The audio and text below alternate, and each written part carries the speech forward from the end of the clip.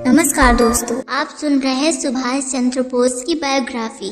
महान स्वतंत्रता सेनानी सुभाष चंद्र बोस का जन्म 23 जनवरी 1897 को उड़ीसा के कर्नाटक गांव में हुआ था।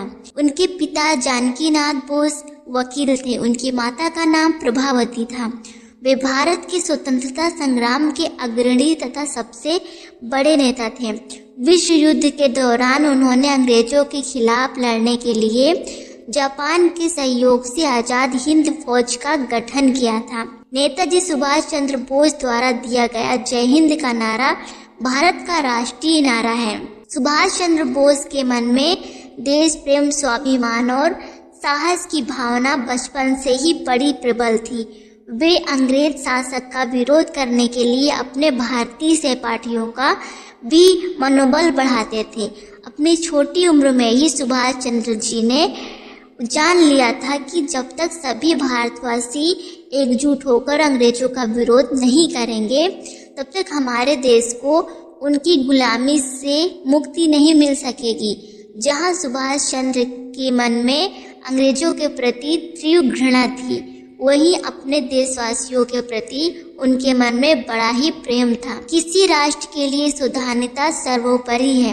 इस महान मूल मंत्र को सैसों और युवा की नसों में प्रवाहित करने के तरुणों की सोई आत्मा को जगाकर देशव्यापी आंदोलन देने और युवा का वर्ग का शौर्य शक्ति आत्म प्रतिष्ठा का प्रश्न बना देने वाले नेताजी सुभाष चंद्र बोस ने स्वाधीनता महासंग्राम के महायज्ञ में प्रमुख पुरोहित की भूमिका निभाई।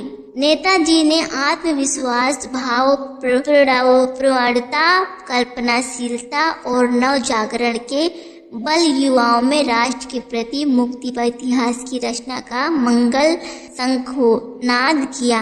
मनुष्य इस संसार में एक निश्चित निहित उद्देश्य की प्राप्ति, जिसकी संदेश को प्रसारित करने के लिए जन्म लेता है। जिसकी जितनी शक्ति, आकांक्षा और क्षमता है, वह उसी के अनुरूप अपना कर्म क्षेत्र निर्धारित करते हैं। नेताजी के लिए स्वाधीनता जीवन मरण का प्रश्न बन गया था। बस यही श्रद्धा, यही आत्मविश्वास जिनके ध्वनित हो चुकी थी। व्यक्ति वास्तविक सृजक है।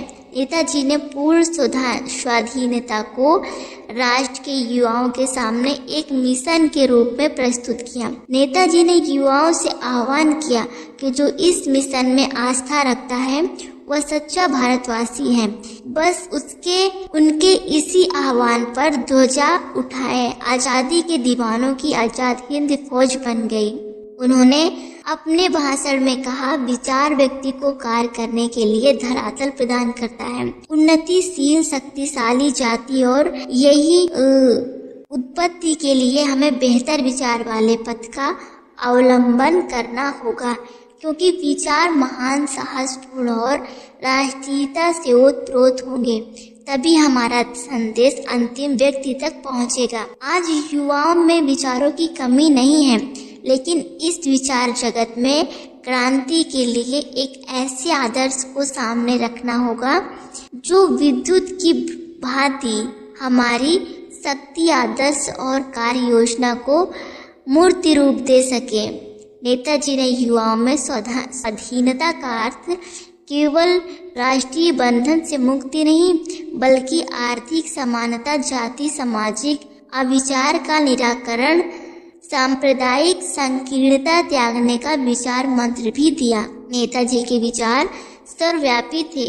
वे समस्त मानव समाज को उदार बनाने के लिए प्रत्येक जाति को विकसित बनाना चाहते थे। उनका समस्त स्पष्ट मानना था कि जो जाति उन्नति करना नहीं चाहती, उसे जीवित रहने का कोई अधिकार नहीं है।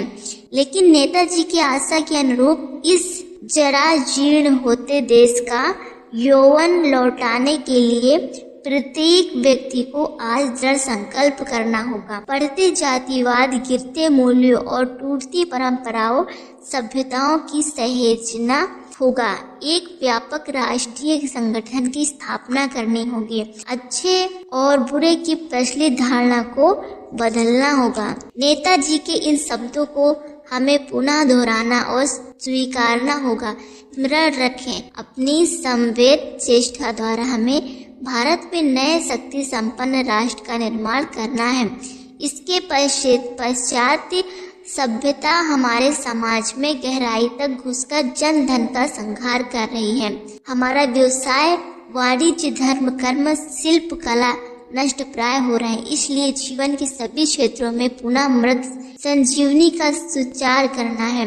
यही संजीवनी कौन लाएगा? ऐसे स्वाधीनता महासंग्राम के महायज्ञ में प्रमुख पुरोहित की भूमिका निभाने वाले नेताजी की मृत्यु 18 अगस्त 1945 को बैंकॉक से टोक्यो जा रहे विमान दुर्घटना में हुई। लेकिन क्या वर्तमान में मोबाइल चैटिंग, सर्फिंग और एसएमएस में आत्ममुग्ध युवा नेताजी की प्रेरणा पुकार सुनने के लिए तैयार है?